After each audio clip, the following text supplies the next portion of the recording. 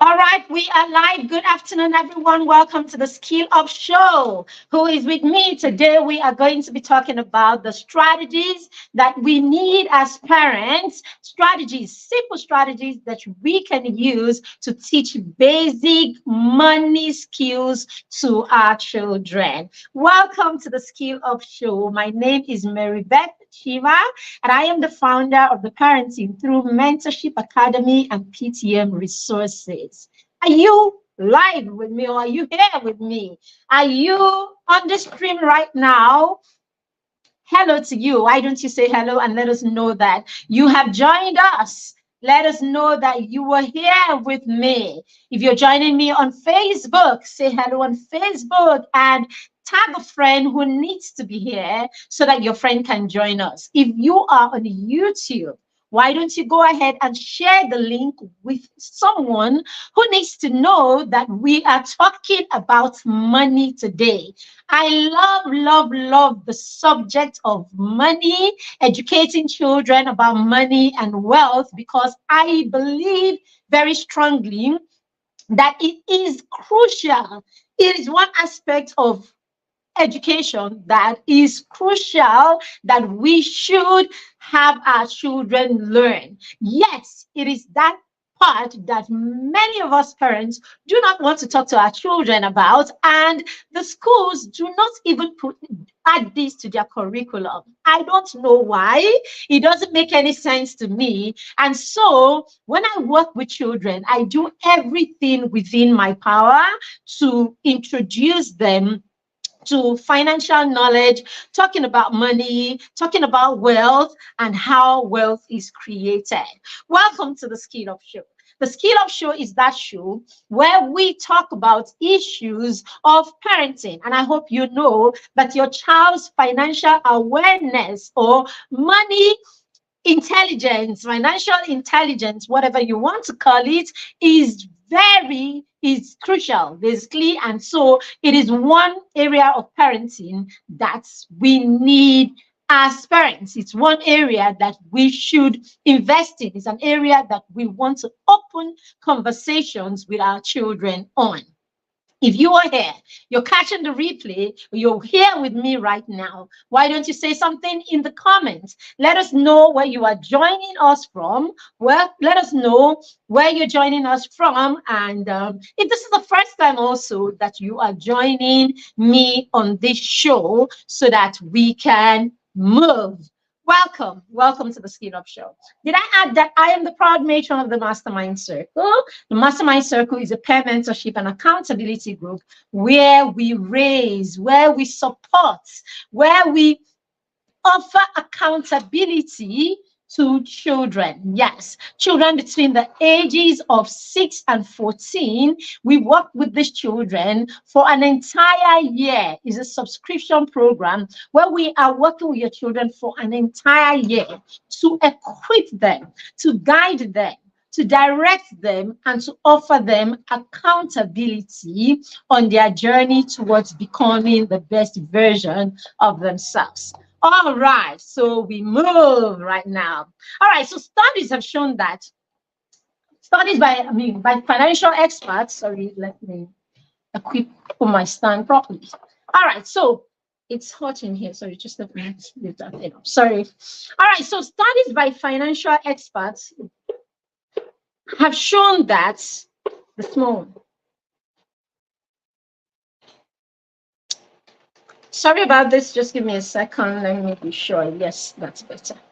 All right, so studies by financial experts have shown that by the time a child is age around 7, the child already has their money, call it their money habits, right? By the time your child is 7 years old, your child already has their money habits set. So your 7-year-old already has a way that they behave when they interact with money. Your 7-year-old has a way that they behave, has a way that they interact with money.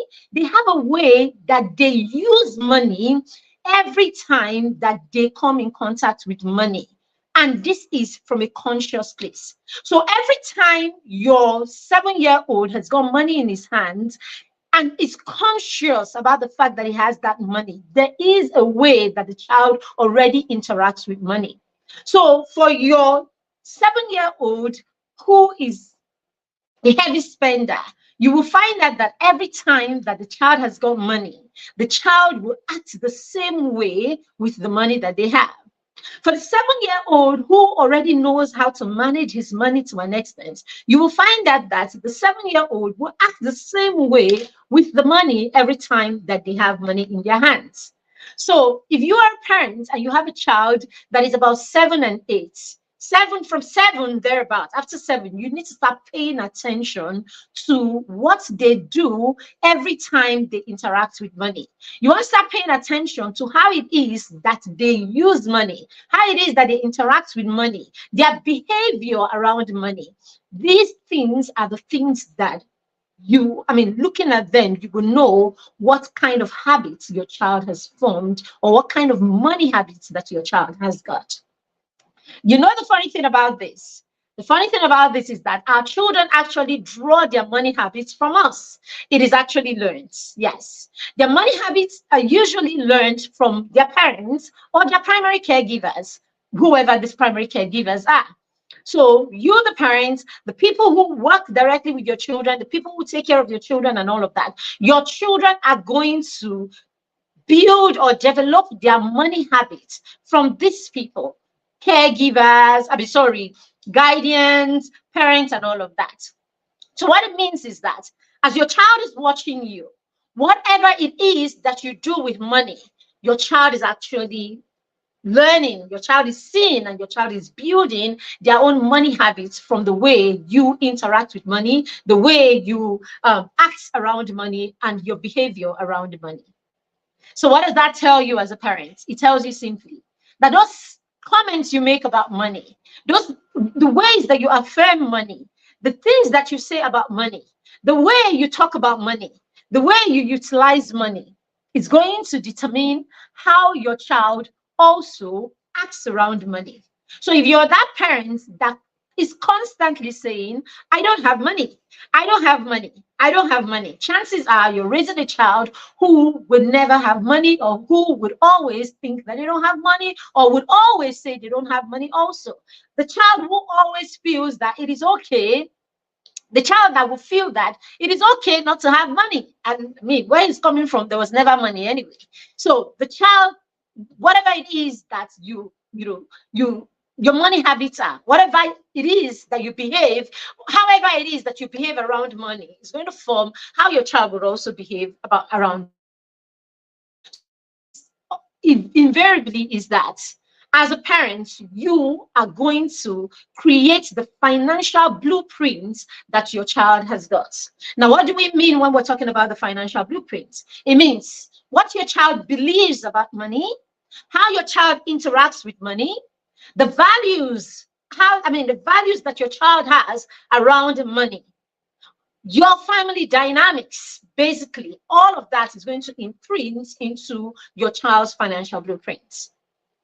Your family dynamics, meaning your family's financial position, right? The family's financial position, your values around money. It means how you as a family, I think I should break that down a little. All right, so let's break that down a little. So let's look at your family dynamics, for instance. So if you are parents that are middle-class parents, right?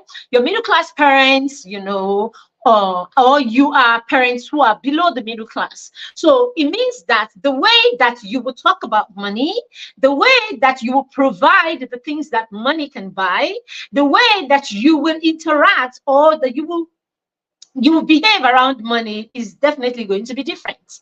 So that is, let's take the parents that is probably below, right? Below middle class, or the parents that is on that lack spectrum. You're somewhere, high on the lack spectrum. Like most of the times you need stuff, most of the times you need things, it's not available and all of that. Now, how it is. And now this is where it's interesting. It's not about you not always having money, or you not having money for your wants, okay? You have enough for your need, or it's not about you not even having enough for your needs. It's about how your child perceives this.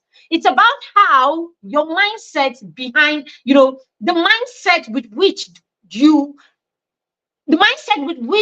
present this to your child. So you can be that parent that is always struggling. You're always hustling, struggling to make ends meet. So the children won't always have food in the house and all of that. And yet, you can have an abundance mindset, such a way that you create a system in your home where your children do not have to be completely involved in the things that are beyond them, or the things that they do not understand or shouldn't be dragged into as children, over parenting them.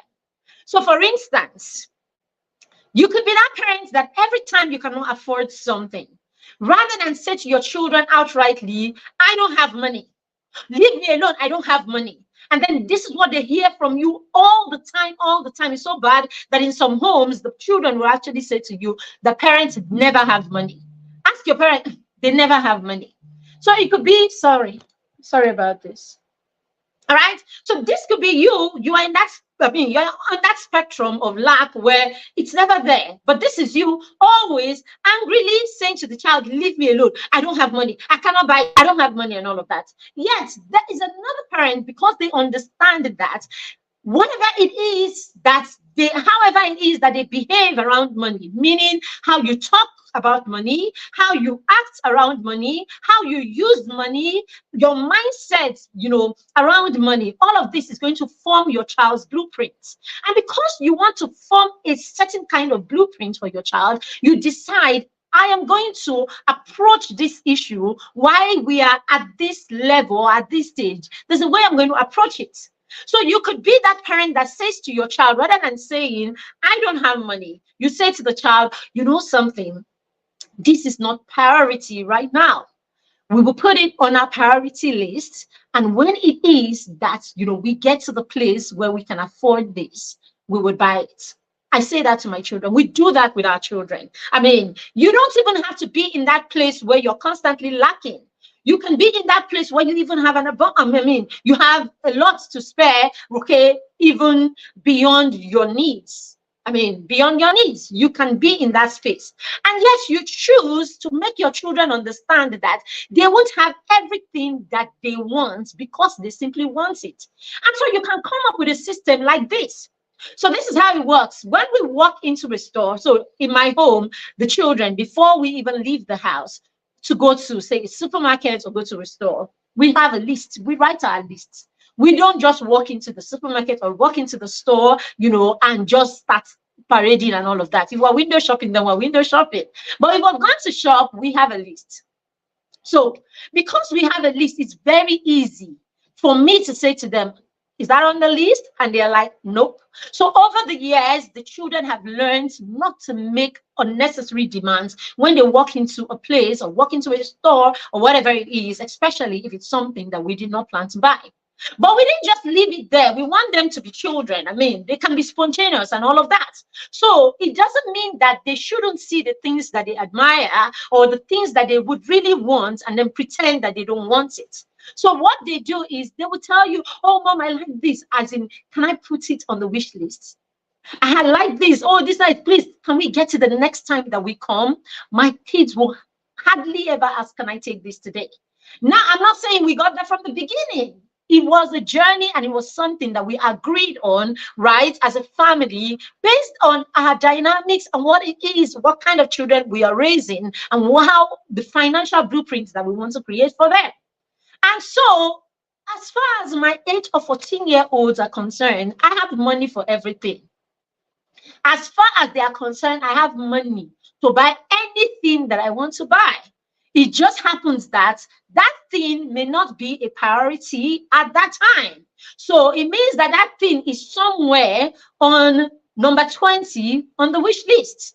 So you can actually, as a family, actually have a wish list. You can actually have a list that you do that, or you can just have an imaginary one that they know is somewhere there. But as they grow older, it's better that whatever it is that you're doing with your children is authentic and it's something that they can relate to. In that case, let them see that there is a list, or help them create their wish list, their individual wish list. So that way, whatever it is that you want, and I would go back and go there and put it on the list. And then you can create provision where once in a month, or I mean every month, you get one thing from there for them from their wish list. It's up to you. You can create a system. What I'm saying is create a system around this, and that system can go, I mean, it can be any kind of system. It could be a system where once in a month you purchase one thing from their list, and that's fine. It can be a system where they learn to save for that thing. We will come to that. All right. So yes, very, very key. All right. So very, very key. Please, if you are with me, let me see you in the comments. Let's know that you have joined us. Let's know that you are here with us and that we have got company and that you are following. All right. Just give me a second.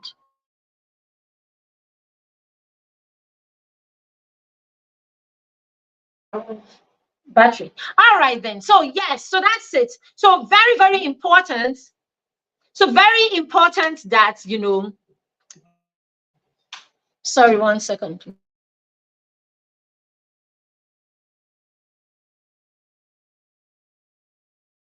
Classes. All right. So very, very important. So as I said, our financial blueprint is, financial blueprints, would take its roots from our homes and what it is that you build at home. Thank you, Ebo Adaugo. Thank you for joining me. Thank you for everyone who's joining right now. All right, that. So your children's financial blueprint is going to take its roots from your family dynamics, and we're talking about those family dynamics. We just talked about your financial position as a family. All right. The other thing, good afternoon. It's good to have you, ma'am. The other thing is your values, right? So your values definitely as a family will play a big role in the things that you spend your money and your time in. So they say our values are usually, you want to know what your values are, think of the things that you spend your time and your money in. These are the things that constitute the things that are important to you as a family or as an individual, basically. And as a family, you should put together what it is that is important to you as a couple and pass this down to your children as part of your values as a family. All right. So your family values will determine where or how where your finances go to, basically. So if you are a family that is big on skills, like my family, you realize that you will spend a lot of money having the children acquire skills. So you are paying for music classes, you are paying for public speaking classes, supposed to, and then sometimes because you're paying for all of those things, you do not have time for some of the trivial things that their friends' family have time for. So your children can have friends where they can have, friends that's for them every time they want something. It's it could be anything, right? It could be anything, and then their friends spend a lot of time going to the movies, doing pizza, doing all of these things and all of that, and your children want the same thing, and they just understand that they can't have the same thing because, hey, as a family, these things are not our priority. We have what is our priority, and what it is that as a family is important to us. All right. So what is important to you as a family will determine what you spend your money and your time in, or in basically, or doing basically, and this will form a financial blueprint for your child, basically. So your child has an idea what kind of things money should go into. As a family, traveling and seeing the world is important to you. So yes, why other people are probably spending their money on ashwebi and spending their money on throwing big parties and all of that, you would rather just take your family of 4 5 and all of that and go on a trip for summer or go on a trip and all of that, because this is important to you as a family. So these are your family values. As a family, you must celebrate every birthday. For some families, every birthday there must be a party thrown. So every year you are ready to, splash 1 million, 2 million, 3 million, because as part of your family values, you must gather people for every birthday. That's your dynamics. For another person, it's simple. Birthdays simply mean that we would do something special for home, just the family, basically. Oh, we could have a small thing in school where the children celebrate with their classmates and all of that. But for the record, this is what birthdays mean to us as a family. So what it is that is important to you as a family will determine where you spend that money, and this will form your child's financial blueprint. So as your child grows older, these things are the things that will seem important to your child. As a family, you are into music and things like that, and you can actually take your money and pay a whole 100,000 naira or whatever amount of dollars to go to the opera, to go and listen to classic music or something like that. And another person cannot get it. Another person cannot understand this. Why would I spend my money for this kind of thing? Another person would rather spend that money doing Dorime in a nice club. It is different strokes. For, do you understand? So these are the things that will form your family dynamics, and definitely it will imprint on your financial habits, right? It will imprint on your financial habits. It will imprint on how you manage money. It will imprint on how you behave around money and how you interact with money. Very, very key. All right. So I talked about that. I talked about,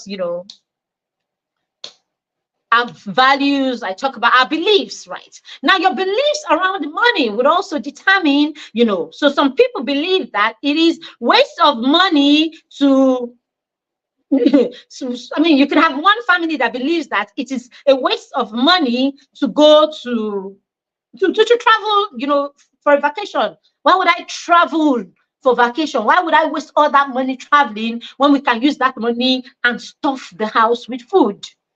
It is a belief, isn't it? Or another family believes, when we travel, why should I take big money and go and look at monumental sites and things like that? What is that? Money that I can use to shop for clothes. Why should I go and pay so much to go? Because I want to see the Eiffel, or because I want to go up the Eiffel Tower, or any of these things. Why do I have to pay so much money to go and view a site? For another family, this is everything. So these are your family dynamics. Why do I have to go to Disney and go?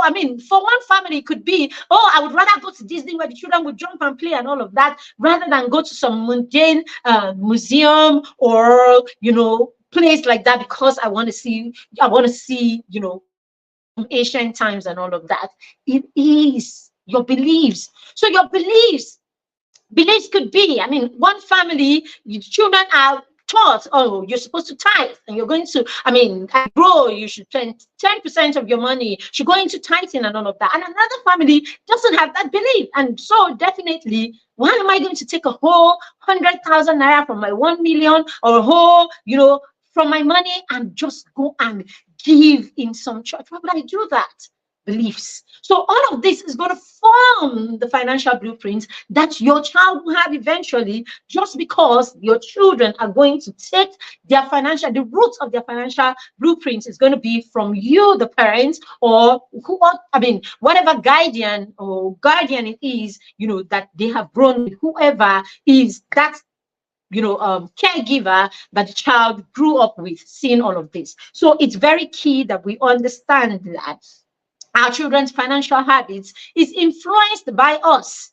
And the experts say by the time your child is 7, all those things you believe, all of those values, all of those affirmations, all the things that you say about money, how you act, all of these, the child has already soaked it, and they will influence or be the same way that your child is going to think, relate, and of course, interact with money. So the question you want to ask yourself as a parent today is, at this point, you want to ask yourself, what habits do I have? What financial habits, what money habits do I have?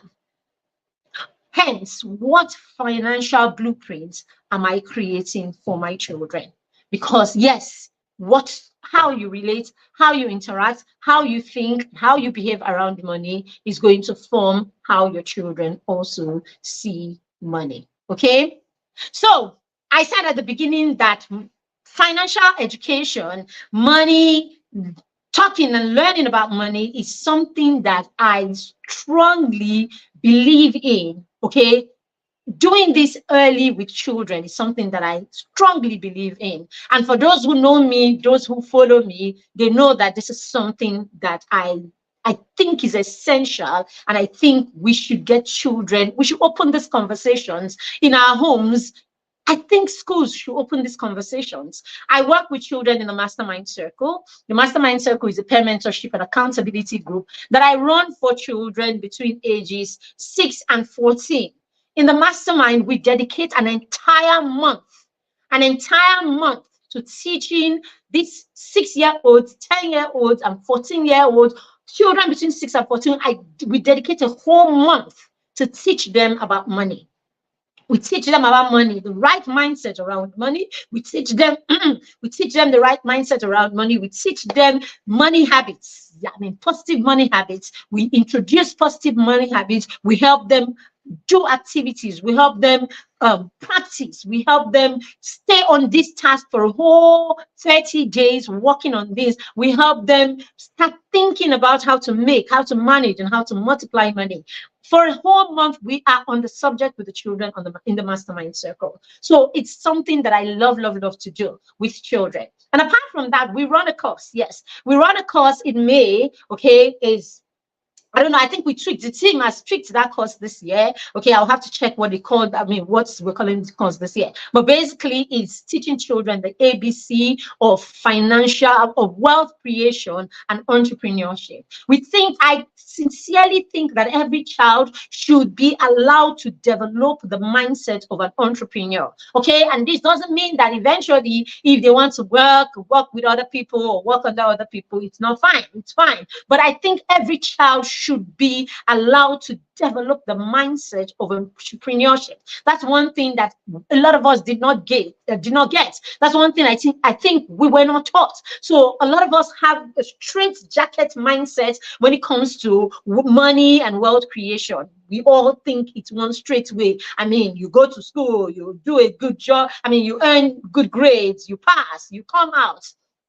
Yes, I do have a WhatsApp group. All right. So we think that we will go to school. So that's why you hear parents telling you, you have to go to school. If you like, don't study. You will come out. See those people outside. You'll be useless like them and all of that. So somewhere at the back of our minds, they lied to us. Yes, they lied to us that provided we go to school, we focused on school, we passed. When we pass, we will come out and we will get good jobs and we will earn good money and we will become wealthy. But the truth is, in reality, this is not how it works. In reality, there is much more than this, is deeper than this. Okay, I used to run this course for parents. Okay, but no, I didn't realize that running this course with parents wasn't even enough. I needed to run this course. I needed to do this with the children themselves. So the course that we run in May is for children between 7 and 14. 7 and 14 are the kids that you can enroll for that course. But before that, I have a masterclass, a free masterclass where parents can come in. Okay, so the team is going to be announcing that sometime at the end of this week or next week. Okay, so just put your eyes locked in here.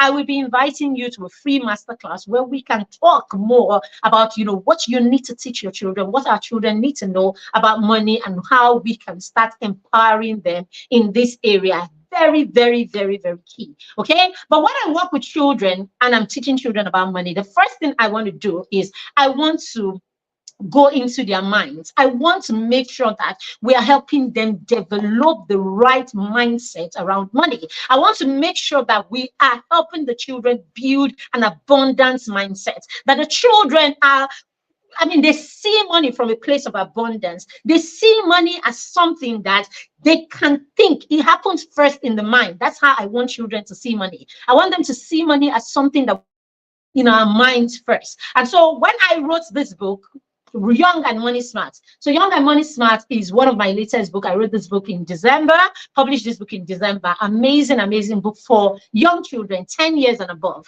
Okay, I wrote the children this. You're 10, you're 14, even your 15-year-old can read this book. It's a powerful book. All right. So when I wrote Young and Money Smart, it's not one of those books. I'm not telling you, oh, let the child start by saving piggy bank. That's not what I did in this book. In this book, I went into your child's head. I want to purge them of what pop culture is telling them that money is. I want to purge them of what they are seeing around them. Okay, I want to purge them of all that sin that they see when someone is in the middle and people are flinging money around like this. I want them not to see that as what it means to be wealthy. I want your children to have a solid mindset around money, because when the mind is right around money, then wealth creation becomes default. It becomes an automatic thing. So very, very key. I wrote in that book that I told the children in that book that their thought system or their minds are like wands, right? It's like a magic wand that can make things happen. So your mind is like a magic wand that can make things happen. All you need to do is believe that you can create wealth, and you can create wealth. Because the moment you believe that you can create wealth, the next thing you're going to be doing is you're going to be looking for the how. You're going to be looking for the solutions that you can use to create wealth. So I tell the children, and I told the children in the book, that their mind is a factory that is capable of producing anything. So when they can think right about money in their mind, they can think right about wealth in their mind, then that factory will produce anything at all. See, your child should come for this course. That's all I can say. Okay, make sure that you enroll your child for this course. But look out, it's going to be out. The team is going to put it out either at the end of this week or by next week, and we'll be ready to flow. All right, but let's move on to what we're talking about today. All right, so I said that your financial blueprint will also imprint how your child values wealth, right? Child will value wealth, and how your child would look at what wealth is, and how your child would look at how wealth is created is going to be according to the blueprint that you have helped the child to create.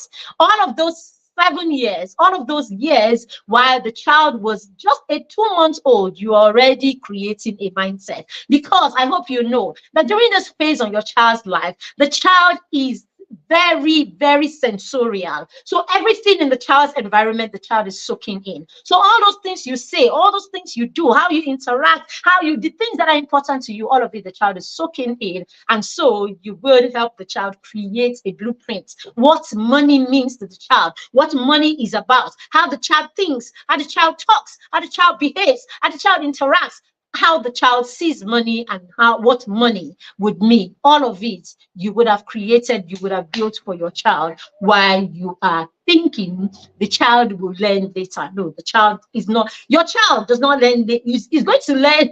The best learning that is happening for your child happens with you. Let me repeat that. The best learning that your child would have actually happens with you at home, because the best time for your child to learn everything that the child needs to succeed or to excel in the future is actually in the first 6 years of their lives. And in the first 6 years of their lives, they're actually with us more. They're actually with us more because, first of all, in the first 3 years, they are with you fully.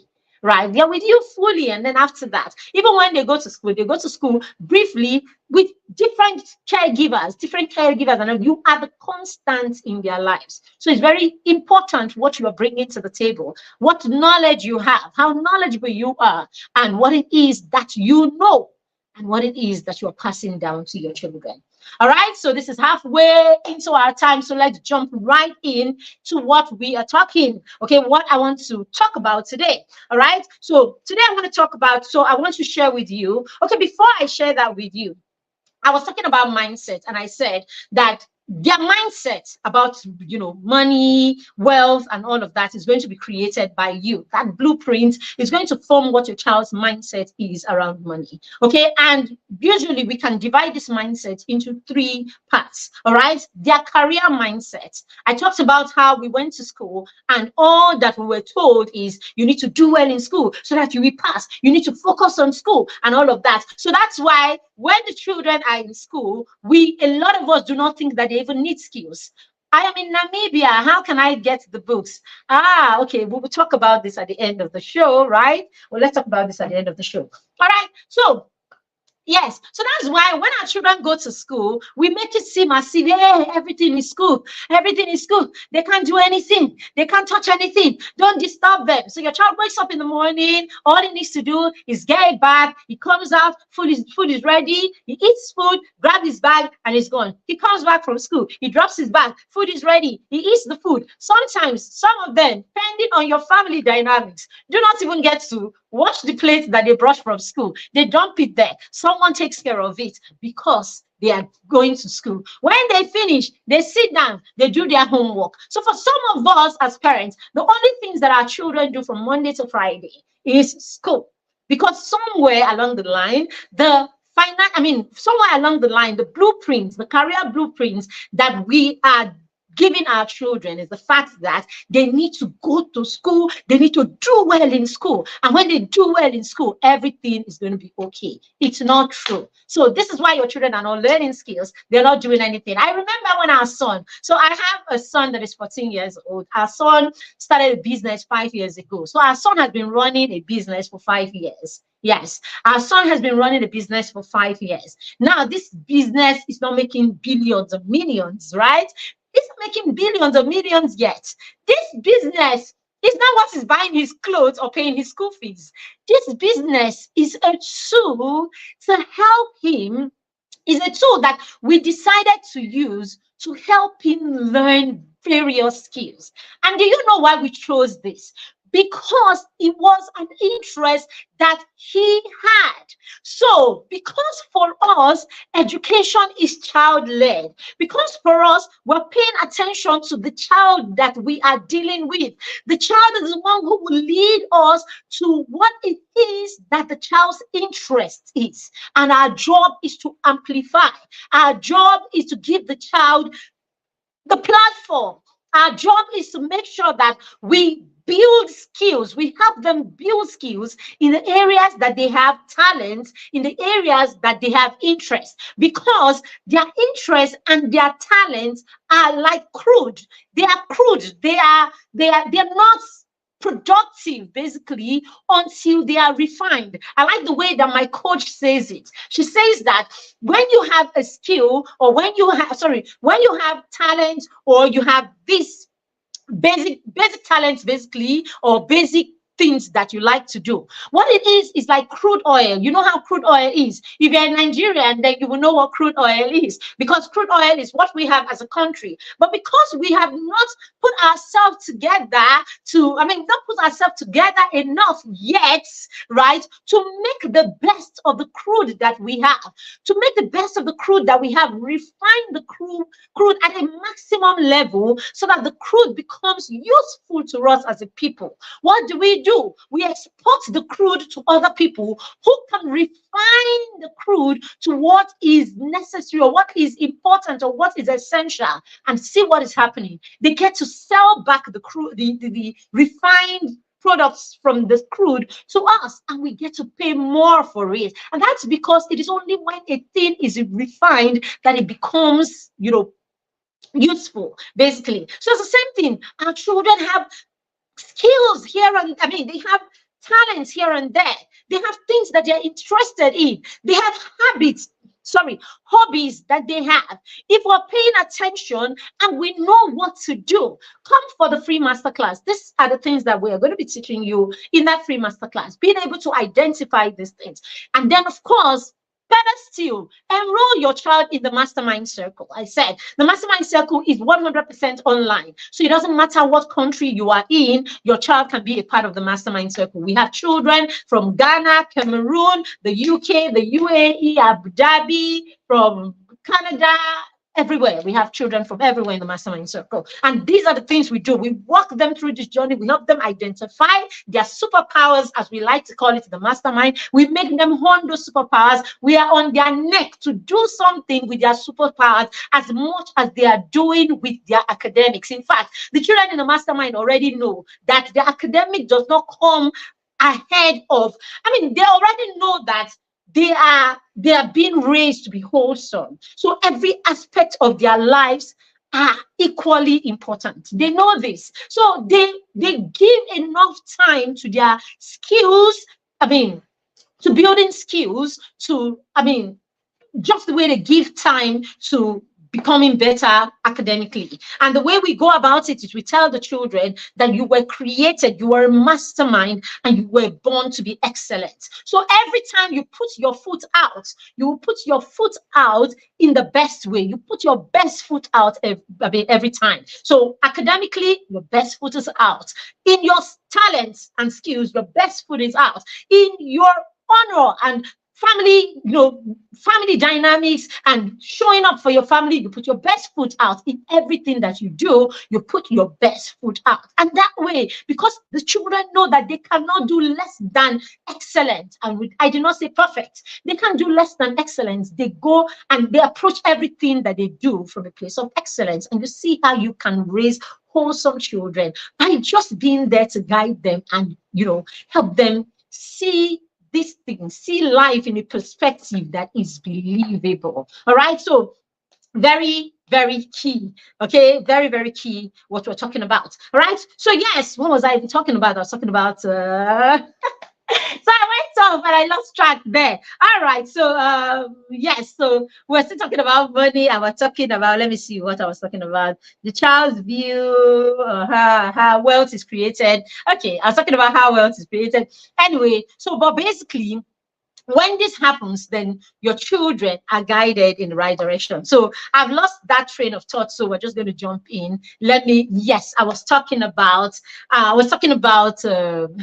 career. Yes, I was talking about your mindset around career and all of that. Okay, so if we are going to keep telling them, go to that, no, rather than tell them, oh, it's just about one thing, or it's just about being one-sided, it's better to tell them that you are created, as I said, you're created to be more, you're created to, to be, excellent in every area of your life. Now, when you do this and you open the line of communication in your home, when you continue to communicate around these things, you continue to teach your children around these things, you continue to talk about these things, what happens is your children begin to believe it. And before you know it, you find them in that space where they are building themselves, not thinking of themselves as people that need to work, come out, get a job, and that's it. Then what? Okay? They begin to think more. They begin to think more, about themselves and all of that. And then, of course, you introduce the aspect of impact. You let them know, right? The mindset around impact. You let them know that you were created, you were born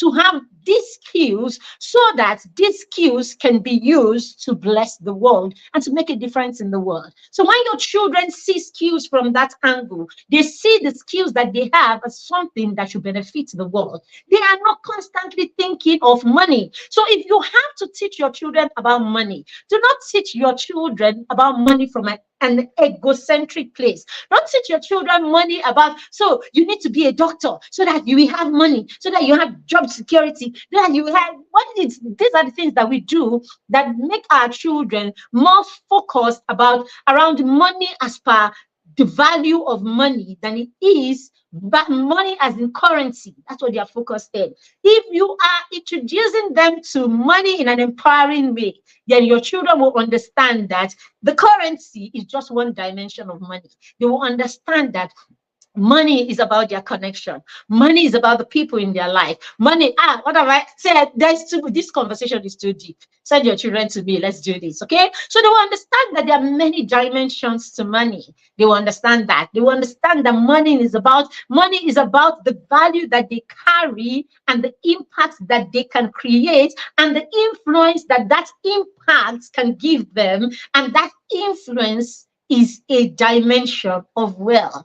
It is deep and it is a lot. All right. Another dimension, another mindset is the spiritual mindset. All right. What spiritual mindset around money are you passing down to your children that is forming their blueprints? Some of us, we pass down the blueprint or the mindset that, oh, when you're wealthy, you become too busy to go to church. You become too busy to go to the mosque because you are busy, you are making money and all of that. So our children begin to think, oh, when you're wealthy and you are like that, okay, God becomes secondary. Some of us, because when we're wealthy and all of that, we give the impression that, hey, at every point, you should be popping. You should be popping. And so this is the mindset that your children have. Some of us, because we have the ability, right? Some of us ladies, right? Our children are about, we overparent our girls. So they are about what you do with your money. All they can see is one hair after the other. Some of us, we even go the length or letting them know how much each hair is. Hey, well, don't touch my hair. You don't know that hair is 2 million naira. You don't know that hair is 1 million. And they are looking at it, 2 million. And you have 20, you have 30 of it, and that's it. So this is all that you're talking friends are talking about. You and your friends, this is all you talk about. That hair, that bag, that this, that. So this, of course, is going to form what your child thinks that wealth is and wealth is about and why we need to have wealth. Hi, Helen, how are you doing? Hi, okay, Linus, you're the one that has been here. All right, so before you know it, this begins to form what it is that your child thinks about wealth and, why your child wants to be wealthy because of these superficial things, and all of that. And it forms their blueprint, basically, and all of that. All right. So the other one is I talked about, that. Then lifestyle, basically, lifestyles and morals. Some of us, the moment we become rich, or the moment, we are wealthy, and all our children see is that we get the opportunity to talk to anybody and everybody the way we choose. You are there. They can see clearly that Baba is an elderly man. And you are there talking anyhow. He's your gate man. When you get out of there, idiot, mumu and everything, you talk to anybody and everybody the way it is. And your child, somewhere at the back of his mind, knows, okay, when you have money, you get to talk to people as you like. Oh, someone said the network is poor. Please, can you hear me? Can you see me? Share with me, please. Is it me or it's this Facebook user? Sorry, I can't see your name on StreamYard. All right. So some of us, please, I would like that feedback to know if my network, if I'm not clear and the network is bad. Please, I would like some feedback on this. All right. So some of us, this is what in the meantime, I'll continue until I get feedback on that. All right. So before you know it, this is what your child thinks that being wealthy is about. You get money, you get to start talking to people anyhow. I remember there was a child I was working with at one point, one-on-one, and I noticed that he never, in fact, we were talking, right? We had a conversation, and I wanted the child to do so. I wanted the child to go to the gate man and get something or something like that. All right, good. So it's not my end. Thank you very much, Helen. So I wanted the child, I can't remember what happened. It's like 5 years or so ago. So I wanted the child to do something. I was going to send the child to the gate man and all of that, like big home, very affluent people and all of that. And the child said to me, I don't greet. I can't remember what it was, but the child said to me, I don't greet the gate man or something like that. And I was thrown off balance. I can't remember what it was, but I noticed he didn't greet, or I don't know what it was. I can't remember. But basically, the feedback I got from the child was that the child does not greet the gate man. he doesn't greet the people at the gate, because there wasn't just one gateman. There were always a number of them there. And he says, I don't greet the people at the gate. And I'm like, you don't greet, like you don't talk to them? He said, no, I talk to them, but I'm not supposed to greet them. Like, and it's like, mommy says not to greet them. So what I got from that was, when I had a conversation with the parents, what I got, because of course I was working with the child, so I would like to understand what we're talking about. I can't be teaching the child one thing and you're teaching the child another. And then the mother actually said something like, yeah, they are gates people. I don't want him to think that they are people that should be respected at a level. Yeah. As in, so these are beliefs, these are mindsets, right? These are beliefs, these are mindsets. These will form the blueprints that your child will have. And we think, I mean, I'm talking about money, I'm talking about these are things are coming up.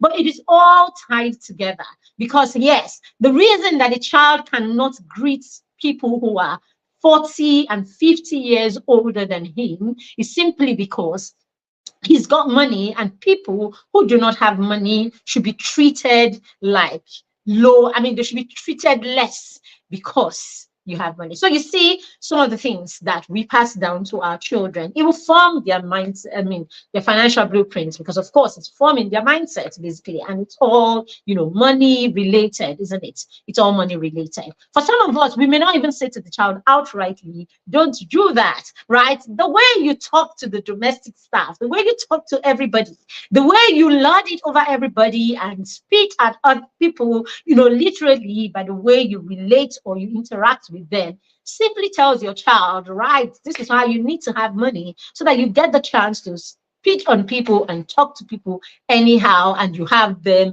bow at you and all of that. So basically, this becomes what your child views as wealth. All right, so let's jump. So that's it. These are some of the things that we need to put at the back of our minds. And why am I saying this, or why am I teaching this? I'm doing this because, as I said, your blueprint, basically, you're going to help your child form their money of blueprints, basically financial blueprints for businesses, right? So you're going to help your child form their blueprints or their mindset, how they see money, how they relate, how they interact with money, you know, how the behavior that they have around money. All of that is going to be formed by you through how they see you interact or how you behave because of money or around money. All right? Awesome. So let's jump right into strategies that you can use to teach your young children, because I deal with children between ages 6 and 14. Okay, this will work for your 6 to 14-year-olds, but this will also work even for your younger children. So these are strategies that you can use to start teaching financial education in your home. If your children join the course, they will learn a lot more, and that will give you a lot more tools, because we will have worksheets that they are going to be working on. They will work on those worksheets, and then you get to take those worksheets and you get to use that, right, to continue to build your child in this area. Very essential area. Don't joke with helping your children build muscles in this area. As I said, my son has run a business for 5 years. There are many adults that cannot stay on a business for 2-3 years. He's run a business for 5 years. It's not because the business is the most, lucrative business. It's because, right, yes, he's getting to earn money right there. But more than earning money is the lessons that he's learned through that business. Resilience, staying power, right? Staying power, resilience. Our son has learned to take no, and yes, no doesn't mean anything. Yes, it feels bad when people say no, but he also knows, he already knows that they say no to you is nothing personal, right? It's nothing personal, and it's not something you should be emotional about. So yes, I wish you could say yes and just buy 10 bottles, but if someone is saying to you, oh no, I don't want, and it's like, okay, that's okay, sir. I hope maybe next week then. And he smiles off and then he goes off. He is learning to embrace, he's learning to embrace the reality of life. He's learned to market. He's learned to convince people to buy from him. He's learned to, there was a time when he started that he couldn't even make the change out. Now he's awesome at it, right? He gives you his account number like this. He has moved to owning his own POS, right? and all of that. So he is growing and he is developing an entrepreneur mindset. That is the whole idea. So number one, the first thing you want to do is you want to use positive affirmation as a tool. Positive affirmation to disrupt all those myths and all those disempowering beliefs that your children hear all around them in school, your caregivers and everybody, where people will say money is the root of all evil. Again, who told you that? Money is not the root of any evil. Money is a good thing. Money is awesome. When we started this topic this month with the children in the mastermind circle, the first thing I asked them was, I gave them a number of questions and I asked them, do you think money is a good thing? Do you like money? Do you enjoy money? Do you make money? Do you have money? This is very, very key. As I said, when I work with children and I start teaching them about money, I want to know what is in their head, the mindset that they have around the subject. Very, very key. All right. So you want to use affirmation, use positive affirmation.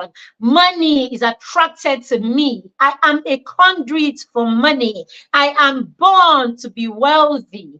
Use these affirmations. Okay. We have a list of 30 affirmations, all right, for the children when they enroll for the course. We have a list of affirmations that your child can just put, you can stick them. They stick them on their mirror, they stick them in the bathroom, they stick them on their wardrobe, and they keep saying these things. Affirmations are powerful. I tell the children, when you do affirmations, by the way, in the mastermind, the children have affirmations every day. So the kids in the mastermind will have affirmations for every day in the entire month that they are learning about money. All right. So when you do affirmations, what you do is you speak out those affirmations. When you speak out the affirmations, the brain, the subconscious part of the brain, the subconscious brain takes it in, soaks it in, and it's imprinted in the subconscious mind. So somewhere along the line in life, if you ever doubt yourself, the subconscious mind will project to you what it is that you believe and you have said over and over again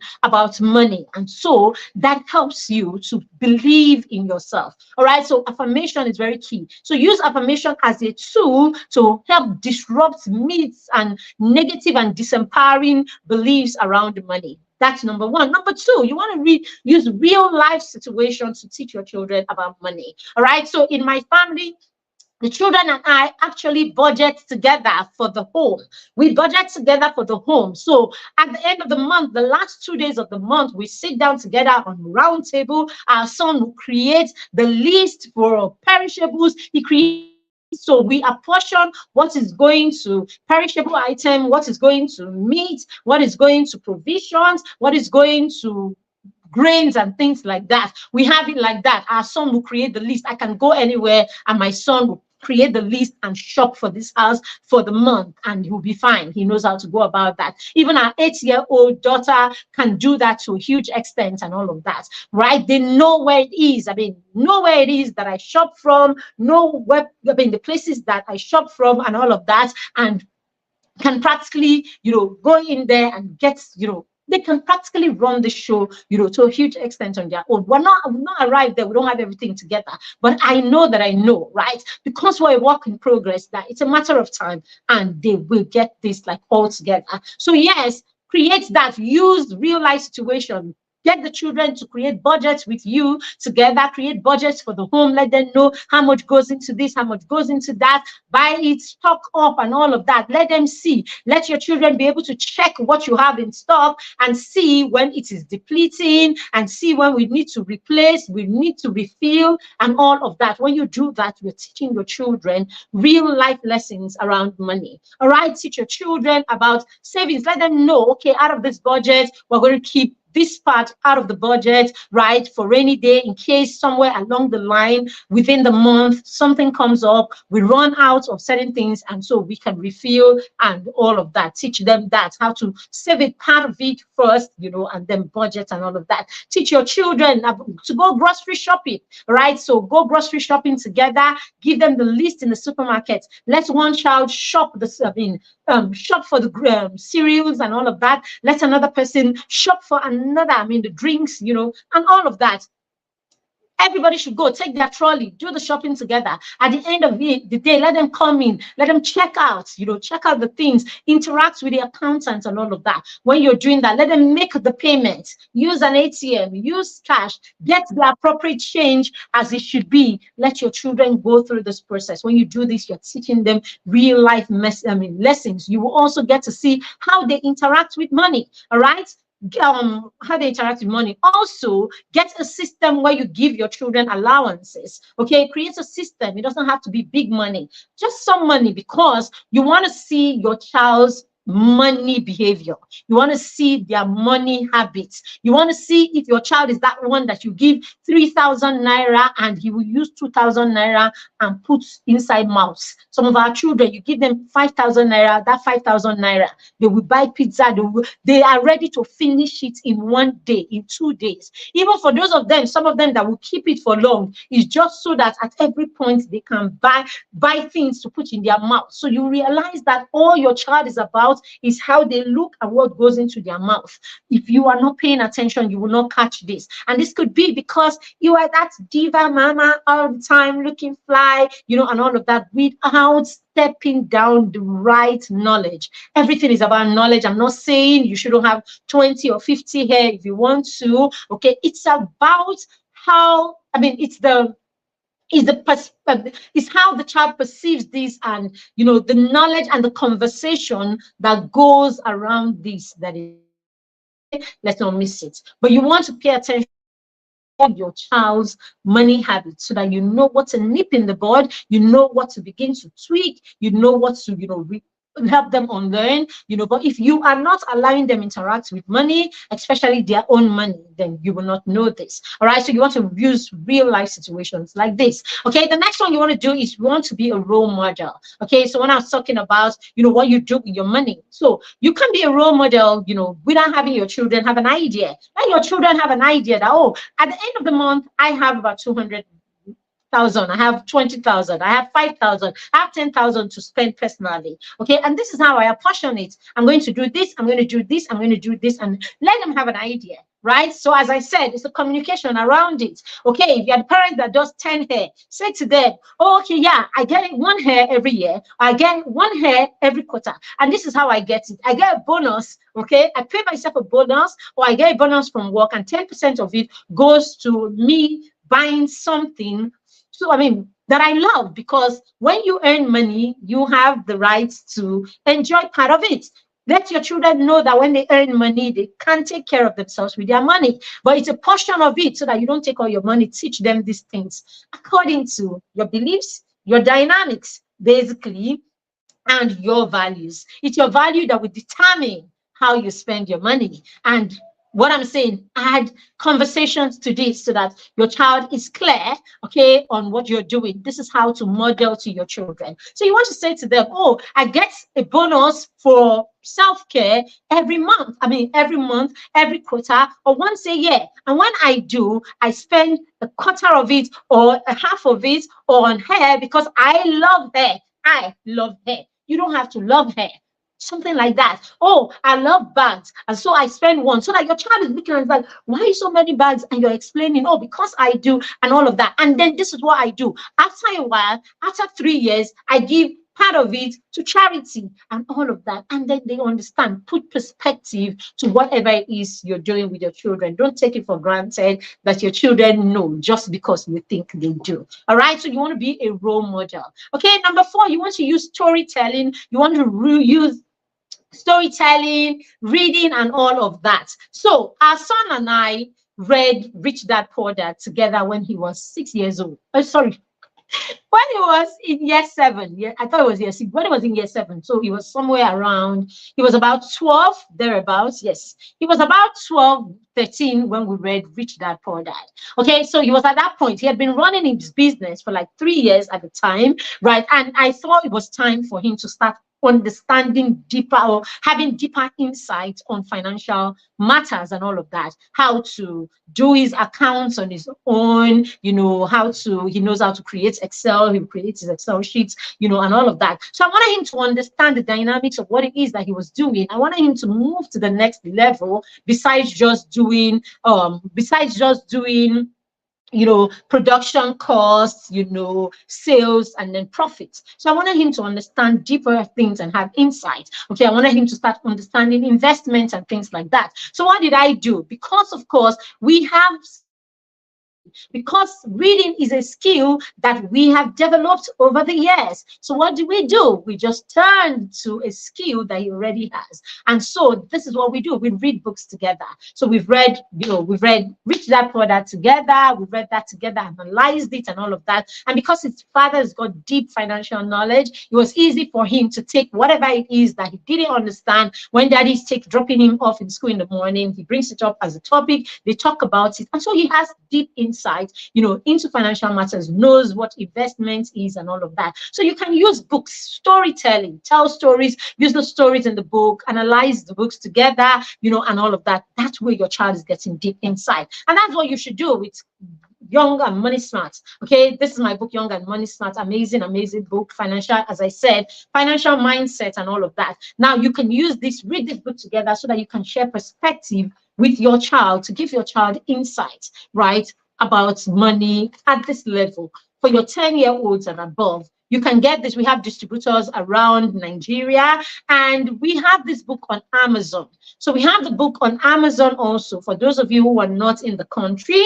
And for those who do not have access or may not want to order this on Amazon, we also have e-copies of this book on our seller page. So that one you will just have to download and have to read it, on your tablet or something together, as if you cannot get hard copies. But if you want, you have a way of shipping this to you, you have someone who can do that, fine. Or you can order on Amazon. There's paperback on Amazon, and Amazon will ship that to you totally. And then, of course, if you want soft copy or a downloadable copy, then you can order from our seller page. All right. So I'm just going to put the information on the screen. Okay, that's information on the screen that I'm putting is actually for, okay, it's not even for this course yet. We have another course that is coming up for parents of young children. We want to use play. We want to teach you how to use play to help your children learn at an optimal level. All right, so, but you can use the information there, right, or phone number on that to reach out to us. Or you can go to the comments on YouTube. If you're on YouTube, use the comment section on YouTube or on Facebook. Use the comment to just say interested either in the book or in the financial course, okay? Or if you're interested in this toddler course, this course for young children 0 to 6, if you want to help them, you want to optimize the power of play in your home to teach your children skills in every area, including financial skills, and you have children between 0 and 6 or even 7, then you want to key into this course. We have it on the screen if you would like to be a part of the optimize your child's, the power of play, okay, in your home. All right, but you can use the phone number there to also reach us directly if you want to do that. All right, so we've talked about storytelling, how you can read books together. The fifth one I'm going to give you is having a savings jar. All right, so using the piggy bank system or the saving jar as a way of teaching your child financial knowledge. I'm going to do this one extensively with the children who will be joining the financial course. All right, as I said, the team will put that up later during the week. All right, or next week you will have that. All right, if you're here next Monday, you definitely would have that. Okay, so in the financial course, we'll be teaching the children how to use the 3 or 4 piggy bank, system to learn financial education. But you can start by having your child have a money jar where they can do small chores in the house apart from their real chore. They can do small chores in the house and earn little money, and they can put that in their jar. It's teaching them the multiplier effect, how little by little, if you save, okay, it can become something big. So let them pick up all the small change you have around the house and put it in their jar. And of course, do small jobs that you can pay them once in a day or pay them once in a week for. don't pay them if they don't do the job. You're also helping them build responsibility, okay, and knowing that their actions, positive actions, will lead to positive rewards and all of that. You want to teach them that. All right, very key. And then the last one I'm going to talk about is shared projects. Okay, you can have shared projects with your children where you can work with them to build financial skills side by side. When our son started the juice business, I didn't prompt him or I didn't make him start. He had joined the entrepreneurs club in school and he was only about 7 at the time, or 8 at the time. 8, 9. He was 9 at the time. He was in year 3. Yes, he was in year 3 at the time. And the facilitator gave all of them 500 naira and said they should go ahead and start business or sell products or create something to multiply that money. So he came home and we brainstormed together and he decided he was going to start selling juices. He was going to make juice and all of that. So I was going to the bush market that weekend and he gave me his 500 naira and I came back with a basket of oranges for 300 naira. Okay, and then I got him in the car, we went into the market and he was able to buy 10 bottles for 200 naira at the time. It was supposed to be 800 naira, I remember, or something like that. And then he pleaded with the guy to give him 10 bottles. And the guy was so impressed. And then he gave him 2 extra bottles. I think that was what happened. He gave him 2 extra bottles. So we came home and he made the juice.